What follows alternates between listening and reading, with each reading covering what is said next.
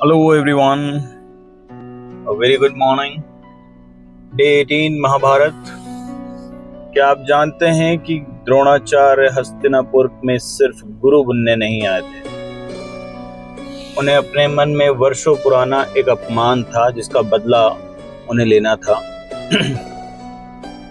उन्होंने इतिहास के सबसे महान योद्धाओं को तैयार किया और जानते हैं कि दुर्योधन क्या थे, कहां से आए, सब। पिछले एपिसोड में हमने जाना कि दुर्योधन ने भीम को मारने की साजिश रची और भीम और ताकतवर बनकर आए। और अब भीष्म पितामह ने सोचा कि राजकुमारों को एक गुरु की आवश्यकता है जो उन्हें अस्त्र शस्त्र और शास्त्रों की दोनों की विद्या दे। तब यहाँ पर नाम आता है गुरु द्रोणाचार्य, आचार्य द्रोण का। कौन थे द्रोणाचार्य? महर्षि भारद्वाज के महर्षि भारद्वाज के पुत्र थे। बुद्धिमान थे बचपन से ही, वेदों का अच्छा ज्ञान था, शिक्षा अच्छी थी, अर्थशास्त्र, शिक्षा शास्त्र सब अच्छा था। भगवान परशुराम को भी उन्होंने दिव्य अस्त्र दिए थे, लेकिन उनके जीवन में एक बहुत बड़ी समस्या थी, गरीबी। ज्ञान तो बहुत था मगर गरीबी बहुत थी। इनके गुरुकुल में द्रोण के एक मित्र थे जिनका नाम था द्रुपद। दोनों साथ रहते थे।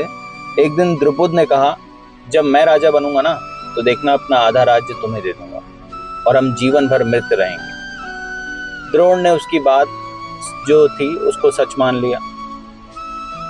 अश्वत्थामा कौन थे? अश्वत्थामा पुत्र थे गुरु द्रोणाचार्य के। गुरु द्रोणाचार्य की विवाह हुआ कृपि से। उनके पुत्र थे अश्वत्थामा। आर्थिक स्थिति इतनी खराब थी कि महाभारत में एक प्रसंग बहुत प्रचलित है कि एक दिन अश्वत्थामा ने दूसरे बच्चे को दूध पीता देखा तो स्वयं भी दूध मांगा। किसी बच्चे को देखा उन्होंने, बट उनके घर में दूध तक नहीं था। कथा के अनुसार कहा जाता है कि उसकी जो माँ थी कपि, उन्होंने आटे को पानी में घोलकर दूध जैसा बनाकर उनको दे दिया। यह देख के गुरु द्रोणाचार्य का हृदय टूट गया। उन्होंने निश्चय किया कि अब अपने परिवार के लिए आगे जीवन सुखमय बनाएंगे। द्रोणाचार्य को अपने मित्र द्रुपद की बात याद आई। वे सहायता की आशा लेके उनके पास पहुंचे। अब राजा द्रुपद राजा बन चुके थे। उन्होंने द्रोणाचार्य से कहा, राजा और निर्धन ब्राह्मण की मित्रता में बराबरी नहीं की जा सकती। बचपन की बातें बचपन तक की थी। यह अपमान द्रोणाचार्य को बहुत बुरा लगा, अंदर तक उनको ठेस लग गई। उन्होंने कहा, एक दिन इस अपमान का बदला मैं अवश्य लूंगा। कुछ समय बाद द्रोणाचार्य हस्तिनापुर पहुंचे। एक दिन राजकुमार खेल रहे थे और उनकी गेंद कुएं में गिर गई। कोई उसे निकाल नहीं पा रहा था। द्रोणाचार्य ने मुस्कुराया और घास की तीलियां बनाई और अपनी अद्भुत धनुर्विद्या से और कौशल दिखाते हुए गेंद कुएं से निकाल दी। ये घटना भीष्म पितामह को पता चली। भीष्म पितामह तुरंत समझ गए कि कोई साधारण व्यक्ति नहीं है। उन्होंने द्रोणाचार्य को सम्मान पूर्वक अपने महल बुलाया और उन्होंने कहा, आचार्य कृपया कौरवों और पांडवों को युद्ध कला सिखाइए। द्रोणाचार्य ने प्रस्ताव मंजूर कर लिया। अब हस्तिनापुर का अपना खुद का गुरु था, लेकिन उनके मन में सिर्फ एक ही बात थी, द्रुपद से बदला। गहरी सीख यही मिलती है इस एपिसोड में 18 में हमको। सच्ची मित्रता पद और धन पर निर्भर नहीं होती। अपमान मनुष्य का जीवन की दिशा बदल के रख देती। ज्ञान सबसे बड़ी शक्ति है, लेकिन समय के साथ क्षमा और संतुलन भी आवश्यक है।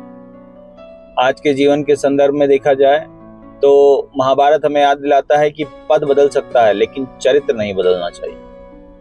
द्रुपद ने मित्रता को पद से तौला।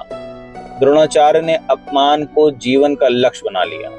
दोनों निर्णय आगे चलकर उनके अपने जीवन को प्रभावित करते रहे। द्रोणाचार्य गुरु थे, लेकिन उन्हें पता था कि शिष्यों में एक ऐसा बालक भी है जो दुनिया में सबसे बड़ा धनुर्धर बनेगा, अर्जुन। और ऐसा भी जिसे गुरु का प्रेम नहीं मिलेगा, वो रहेगा एकलव्य। कल हम बात करेंगे एकलव्य की कहानी। अर्जुन के बारे में तो सब जानते हैं। आज के लिए इतना ही। कल मिलते हैं डे 19। हरे कृष्णा, बाय बाय।